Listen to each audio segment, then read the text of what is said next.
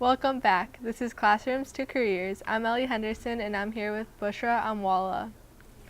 Bushra, can you talk about your experiences Niles North that made you jump into your proposed career choice? Yeah, so at Niles North, I became aware of all of sort of the injustices and inequalities in society because Niles North made it so we paid attention to real issues that affected us as students and individuals and what we could do to change that. So I worked with countless nonprofit organizations, and a lot of them I found out through my time at Who Club, but also through my AP Government and Politics course here at Niles North. So issues of hunger and homelessness and poverty and how these aren't issues we should just pay attention to when it's Thanksgiving time, but we should work towards all year. So I started the canned food drive that we have in April now as well to bring awareness to the issue of hunger and that it's more than just something that happens around the holidays.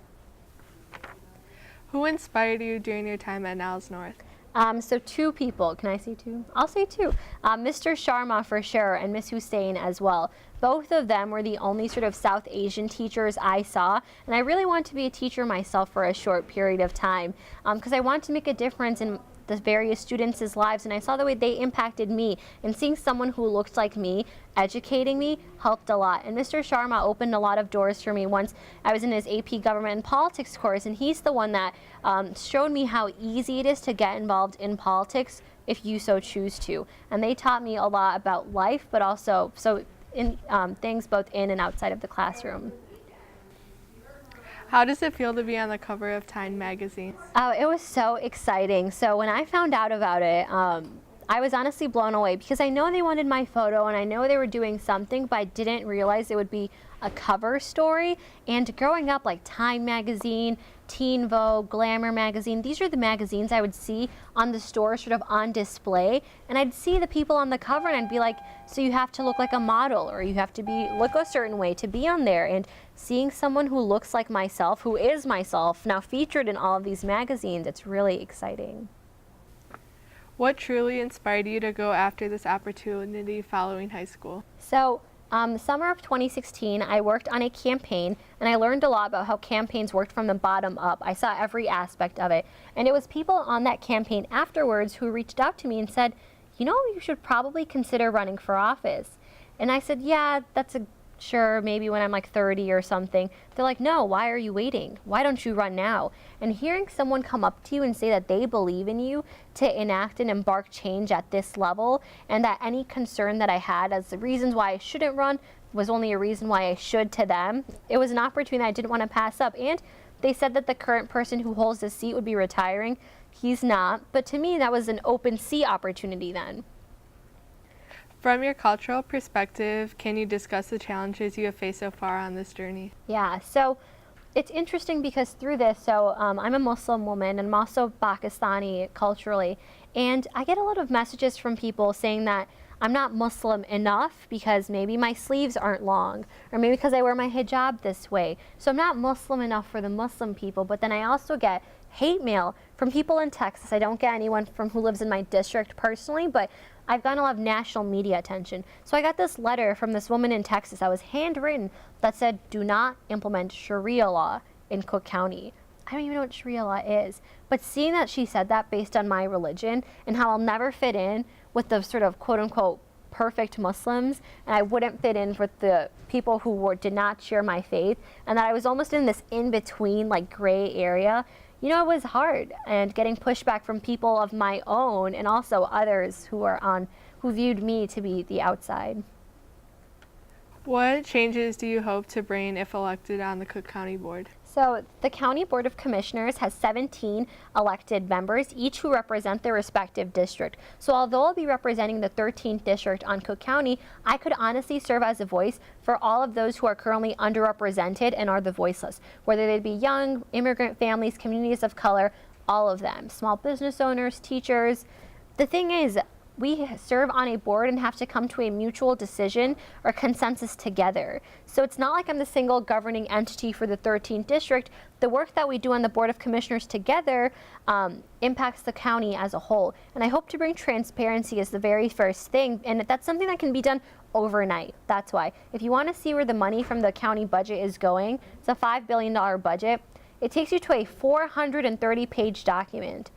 no one breaks that down into everyday language for people who actually live in the district. And that's one of the first things I'd want to do to bring transparency.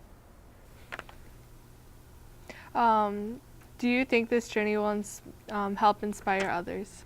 I think so, and I don't want to sound like full of myself saying this, but every single time I speak to high school or other universities or colleges, I always hear people say that your story has inspired me to take action. And I think the thing is, seeing someone like myself, an ordinary individual who started off with no resources, all I had was a Facebook page at the time, and where I am now, 1 year later of hard work and positive messaging, I think it is inspiring. And it's a story that really I think people will look to, and once they're in times of despair, it's like, I can do something that will have an impact. And to me, I've learned that the most practical way to implement tangible change long term is through public policy. And I hope that more people, especially young people, get involved at the political level, because currently I talk to a lot of candidates and politicians, and they say that young people don't vote. So they don't care about what we care about, because they're like, you won't vote for me and you won't vote against me, so you don't matter. And I really, really hope to change that narrative. Having been a woman of color, what was the community's perspective?